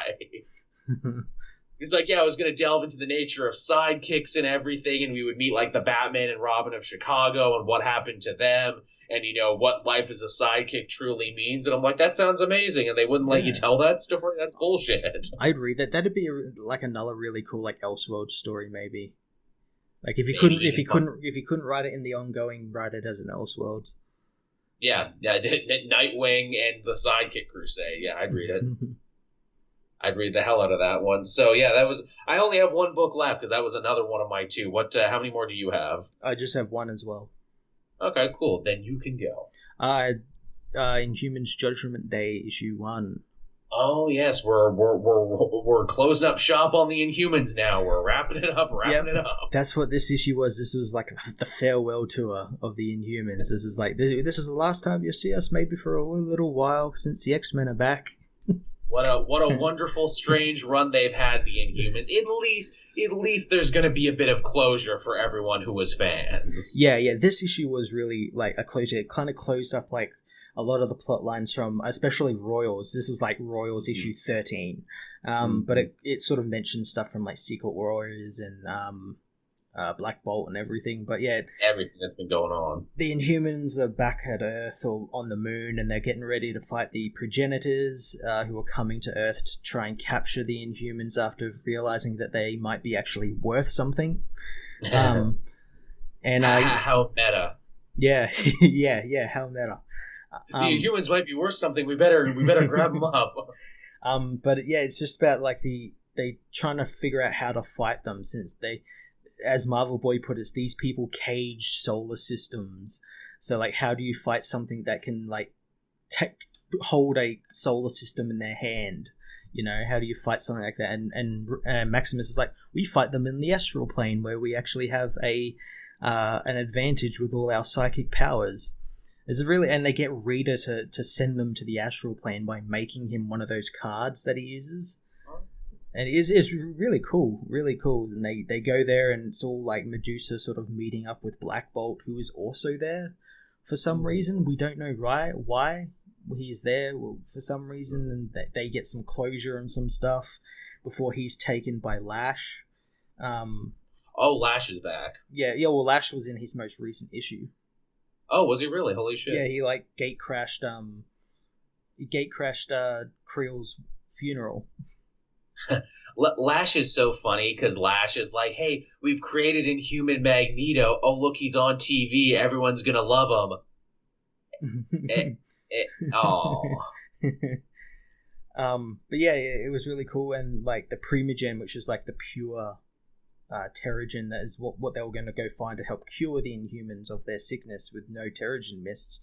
Right. That activates and actually ends up working and giving Medusa her hair back, and nice. I guess like setting up some other stuff maybe for them. But yeah, it just kind of put them in a place where they can just stay on the moon, maybe, or never really given like where are they all going to go. They're just on the moon. I like the moon thing because it's like, hey, we're returning the status quo. People remember they can live on the moon. Yeah, I really like the like. It wasn't really an epilogue, but it kind of was. It was like the last couple of pages where the progenitors like, we got beaten on Earth. Maybe we shouldn't go near the Inhumans anymore. They actually have like threat analysis, stay clear, and I thought that was pretty cool. But they're not going to stay clear because Gorgon is still alive. Gorgon apparently died a couple of issues ago when he like stomped a moon in half. But he's still alive and powered up by the Primogen, so he's just like fucking up all the progenitors. Nice. Yeah, it was a really good like closure for them. I hope they do come back in some way. And obviously we've got the Black Bolt ongoing, and for some reason a Lockjaw ongoing. Yeah. I have no idea why. I guess that character's popular. I guess. You know, the funny thing is that, people took a shit on Inhumans, and I think the Inhumans were forced to pay for things that were completely out of their control as characters. What makes me laugh is that history is circular, and I think a lot of kids reading comics now who aren't connected to the online snark scene or anything like that will just take Inhumans for what they are and be like, man, these Inhuman stories at this time and place were much better than those X-Men stories. When I become a writer, I'm going to write some more about the Inhumans. So, 20, 30 years from now, don't be shocked if Inhumans see, a nostalgic reset or, a nostalgic resurgence. Because everything is circular, man. Yeah, I think they will come back into popularity. Because, as I was talking with Mitch online, they are, better written and, they're just more interesting than the mutants. Right now and for a long time. That's the thing where it's like, oh, they're a cheap ripoff of the X-Men. Marvel is just forcing the Inhumans to be their new X-Men. Yeah, because the X-Men suck right now because they've shot themselves in the foot by saying, don't create new mutants, don't push the envelope on new stories, don't do anything because we don't own the film rights, damn it. Yeah, and the thing is as well, Inhumans aren't some new creation within the last 10 years or so. They've been around since the 60s. Indeed, they were supporting characters in Fantastic Four stories. And also, don't reference the Fantastic Four when you write Inhumans, because we don't own the film rights to that either. And they flip tables. But now we do. Yeah, so start writing them again. But now we own the X-Men, so we'll write the X-Men, and the Inhumans can go back, because the TV show shit. Yeah, see, I think that was the ultimate decider on whether or not the Inhumans would have stayed prominent or not, was the show well received. If it was, they're like, okay, well, we have a brand new franchise then that we're going to run with now. Oh, people didn't like it? Oh, it's crap? Well, guess what? They get to live on the moon again. And that's their own fault as well, because they cut corners on that show. Yeah. Which I wonder, did they cut corners on the show? Because they're like, no, negotiations with X-Men is going really good.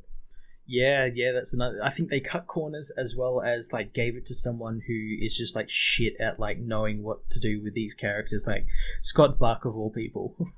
Oh, Scott Buck, how you can fuck up everything. Forget the buck stops here, the buck starts here, and the buck fucks.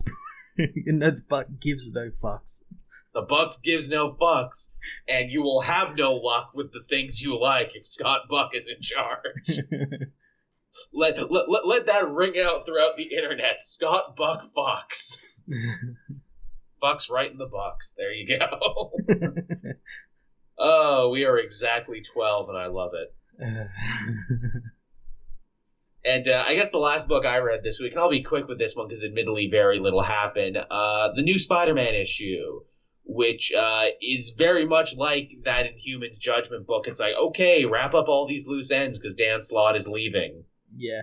I was thinking the other day, if like the new book comes out and it's kind of like not a reboot, but like a sort of fresh start for new readers to pick up in the Spider-Man, I might end up picking up Spider-Man. I think that's what they want it to be. Yeah. I really do. And again, the hot rumor is still Nick Spencer. That like he had some pitches for it. He's genuinely funny. This is his reward for weathering the storm that was Secret Empire and being a good company man through the whole thing. And, like getting a lot of people to write stuff about his story, good or ill. Well, if he comes back to Spider-Man and brings the superior foes with him, I'm on board. Oh, he will. I'm on board. Like, that's only a matter of time where it's like, okay, I can't do that volume 1. But volume 2, you better believe I'm reforming the superior foes. Because here's the thing, he kept Beetle and Boomerang and all these other characters alive in other books. Oh shit, but did he kill Boomerang in Secret Empire? Fuck, he killed Boomerang in Secret Empire. We have Boomerang 2. Boomerang tip. That's fine. Yeah, exactly. Oh, that'll be the thing. The group needs to come together and give the Boomerang identity to someone else. Yeah, they have tryouts. Actually, wait. Boomerang was in Peter Parker, the Spectacular Spider-Man, fighting people on behalf of on behalf of the Tinkerer. Okay. He survived the Punisher shooting him in the head. There you go. And if you can survive the Punisher. That's his thing. Boomerang is way tougher than you ever knew. It's like we open up the book and he just got like a big scar on his head where it's like, yeah, man, went in one end, out the other. I was super lucky. My brain is small, so it didn't kill me. And somewhere Frank's like, oh, gotta fix that. I rarely do repunishes, but in this case, I'm repunishing you. That'd be an interesting story for like Frank. Like he does his Punisher thing on someone, but they survive. Like, does he come back to kill him because they've already been punished? Yeah. What if it's like, no. See, when I died, like I saw the light and everything, and I saw Jesus, and I repent and everything, and I'm gonna be a good guy now. Frank's like, sorry, gotta finish that. Yeah, it's just like a one-issue series. Well, doesn't that technically make you the bad guy then, Punisher? It's debatable. But yeah, so Spider-Man, basically a story 2 years in the making when, post-Secret War started. Spider-Man had a really shitty storyline where he fought the Zodiac, led by Scorpio, Nick Fury's brother. And it was really lame. It was 11 issues that didn't go anywhere. And I didn't like it. But basically Scorpio's big plan is like, oh, I will open the Zodiac Vault and I will know what happens in the next year of storylines. Like, literally. Yeah, the slot scripts are here. Yeah, that's exactly what it was. And he looked in the future and he literally saw, like, oh, here's the next couple big events. Here's Civil War 2. Here's the Clone Conspiracy. Here's a bunch of shit that we got penciled in that's going to happen. And Spider-Man's like, well, you're too dangerous to have around. I can't defeat you, but I'm just going to lock you in the vault. And I will come get you in a year's time when your information isn't good anymore. And that's basically what he does, and he defeats him, and that all doesn't go anywhere. But Dan Slott really wanted to finish that story for some reason, so that one gets finished. The interesting story, though, is we see a facility that is taken over housing dangerous artifacts from S.H.I.E.L.D., because obviously S.H.I.E.L.D. isn't around anymore. Mm-hmm. This group doesn't have a name, even though they have uniforms and a base. It's really weird. It'd be funny if they come back as we're S.H.I.E.L.D. S.H.I.E.L.D. with 2 Ds. They basically were. I think they were supposed to be S.H.I.E.L.D. Dan Slott already had this written out, but it's fuck, I can't use S.H.I.E.L.D. anymore. Okay, they're Schmield. They're not like do they dress similar to S.H.I.E.L.D.? Kinda. They wear jumpsuits. They're not like those ones that were in that one issue of Invincible Iron Man that were doing dirty work for Stark Industries, where they had S.H.I.E.L.D. uniforms, but they hid them because they put a sports coat over it. They were basically nobodies. They were nobody jobbers, but the deal is that they were housing all this technology and shit that S.H.I.E.L.D. had around. Okay. They take a delivery, but the delivery ends up turning into a robbery. 2 Mulder and Scully looking agents, Agent Coleman and Agent Crane, start throwing pumpkin bombs all over the place, and they steal something for Norman Osborn. And the whole mystery is oh, well, what did they steal? What was so important that Norman Osborn wants? It's the Carnage symbiote. Oh, okay. And Norman makes a point of being oh, I don't think you and I have ever been properly introduced. And I'm yeah, I don't think you have, actually. I don't think Norman Osborn ever has had any interaction with Carnage. I could be wrong, but I don't think he has. Yeah, okay. And this is how he inevitably becomes the Red Goblin from the big final story that Dan Slott's going to tell, Spider-Man 800. That's how Norman Osborn becomes the Red Goblin. It wasn't Mephisto. It wasn't magic like anyone thought. He just puts on the Carnage symbiote. Sure, I'm on one hand, that sounds like fan fiction, and on the other hand, I'm yeah, I'll read that. Yeah, that's the thing. It's okay, this is something a fan read on some forum, but at the same time, it's that's fucking awesome. That's fucking cool, and the Red Goblin suit looks fucking cool. Again, this is another aspect of when he looked red and devilish, everyone wrote a better story where they're oh, Osborn wanted magic power, so he made a deal with Mephisto, and that's why he kind of looks like the devil, but kind of looks like a goblin. Or some people are oh, the Red Goblin, it's not even Norman Osborn. It's the part of Peter that was left behind when he made his deal with the devil. And by defeating this character, he'll be able to defeat that part of him that did the bad thing and restore the marriage. And I'm that is a lot of wishful thinking you are jamming into one synopsis. Look, I'm not saying that's not bad. I'm not saying I wouldn't read that. I'm just saying that is massive amounts of wishful thinking. But yeah, that was the issue. It was mostly okay. We're entering the home stretch now with this. Dan Slott writing his last stories. Okay. So yeah, that's that, everyone. And with that, I guess we've come to the end of the show. Pretty good length on this one. Yeah, definitely. That's what she said. So yes, thank you everyone for watching and listening. Much appreciated. As always, if you haven't already, be sure to like, subscribe, and favorite. Leave us a comment down below. Matt and I always love reading comments. If you are a patron, you will get exclusive access to this video and audio version before anyone else. You'll get that Sunday night. It just hit midnight here. I try and put it up as soon as possible. So if this is something you would like, you can get that and so much more for as little as $1 a month. And you'd be helping me out. You'd be helping me pay Matt. So I mean, not to hold Matt hostage here, but do you want Matt to get paid this month? If you do, you better give at least $1 a month. Actually, more importantly, do you want that, and do you want the audio versions of these to be up over on SoundCloud? Because literally, that's what I use the money for. Paying Matt and keeping the audio versions up so everyone can listen to them. But yes, as always, thank you everyone for doing this. You can check Matt and myself out on our particular Facebook and Twitter pages. You can interact with us there. We're usually always around. We're usually always good for a discussion. Definitely. A fan just asked us recently, hey, where do I go to read solicitations? Which, yeah, if you don't know, that's a good question. They pop up on all the big websites every now and then, and I think if you just Google them, you'll often find them. It's true, you usually find them pretty quick. So with that, everyone, we'll bring this episode of Comic Multiverse to a close. I have been Joel. I'm Matt. And we will see you all next time, everybody. Bye-bye. Bye.